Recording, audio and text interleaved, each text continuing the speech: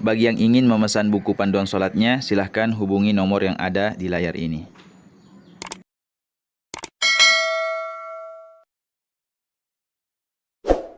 Bismillahirrahmanirrahim. Assalamualaikum warahmatullahi wabarakatuh. Alhamdulillah, wassalatu wassalamu ala rasulillah Sayyidina Muhammadin wa ala alihi wa ashabihi ajma'in, amma ba'd. Ja'alanallahu wa iyyakum min ahlil khair was sa'adah fid dini wad dunya wal akhirah. Amin. Allahumma amin. Sahabat beriman, rahimani wa rahimakumullah dimanapun Anda berada, semoga Allah subhanahu wa ta'ala senantiasa menjadikan kita orang yang beruntung di dunia dan di akhirat. Amin. Allahumma amin. Selanjutnya marilah kita terlebih dahulu bersolawat kepada yang mulia baginda Rasulullah sallallahu alaihi wasallam. Allahumma salli ala sayyidina Muhammadin wa ala alihi wa ashabi. Sahabat beriman, insyaallah pada video kali ini kami ingin membacakan sebuah pertanyaan yang masuk di kolom komentar salah satu video yang ada di channel Quran online ini. Ya, jadi isi pertanyaannya adalah, Maaf izin bertanya, saya lagi hamil Pak Ustadz, bolehkah saya sholat sambil duduk? Enggak, karena soalnya kalau berdiri mual banget, huek. Itu isi pertanyaannya. Ya, jadi saudari yang bertanya ini sedang hamil. Ya, yang dia tanyakan, bolehkah sholat sambil duduk? Karena ketika dia sholat sambil berdiri, yaitu mungkin karena pusing sehingga menyebabkan ia mual-mual. Ya, jadi kepada saudari yang bertanya, ya, yang perlu kita ketahui bahwa ibu hamil itu statusnya sama seperti yang lainnya. Ya, sama-sama mendapatkan kewajiban syariat.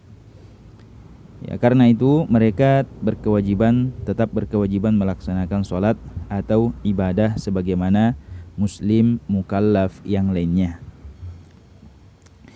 Hanya saja berhubung karena di perutnya ada beban, ya, dan beban tersebut semakin bertambah berat seiring bertambahnya bulan, ya, maka tata cara sholat bagi orang hamil itu ada keringanan, ya, sebagai berikut.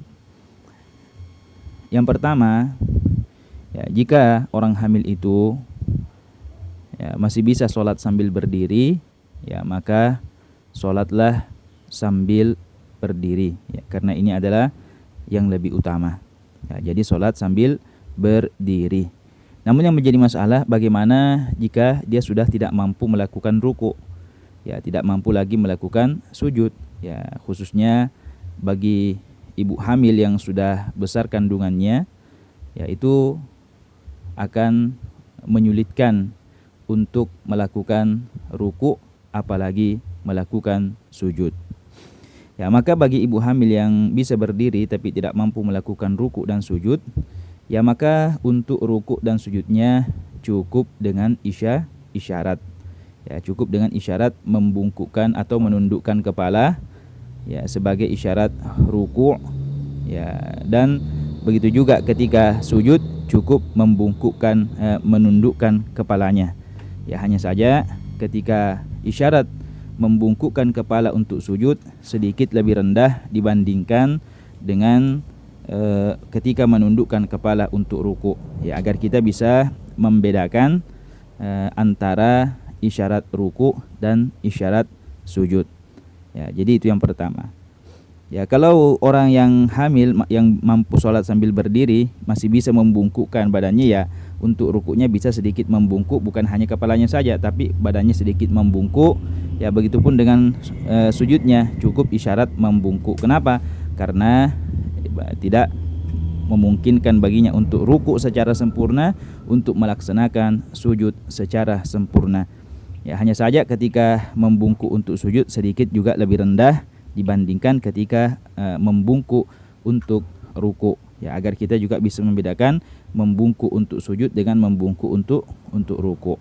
Ya, itu yang pertama. Ya, kemudian yang kedua, jika tidak mampu sholat sambil berdiri, maka boleh sholat sambil duduk. Ya, dan ini adalah posisi pengganti pertama. Ya, jika posisi berdiri kita tidak mampu.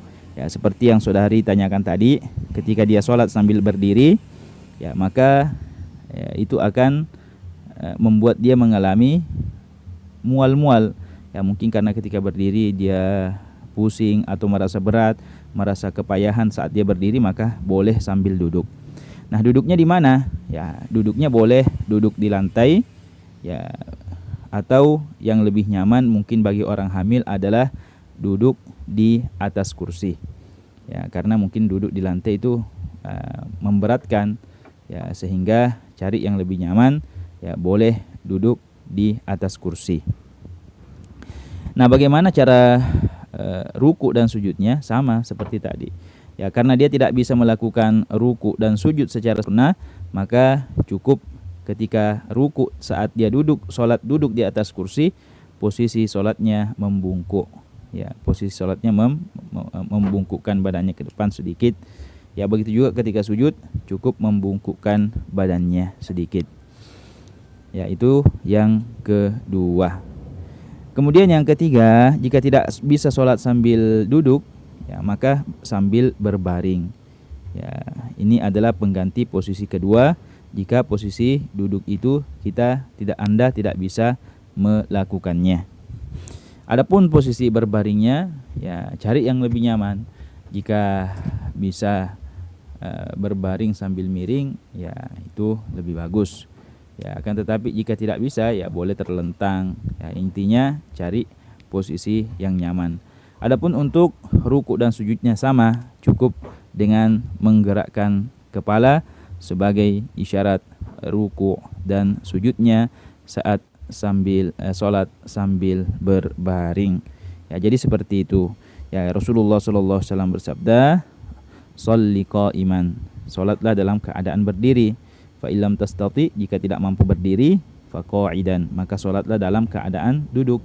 Fa illam tastati, jika tidak mampu sholat sambil duduk, fa'ala jambin, maka sholatlah dalam keadaan berbaring miring. Ya, hadis ini diriwayatkan oleh Al-Imam Al-Bukhari.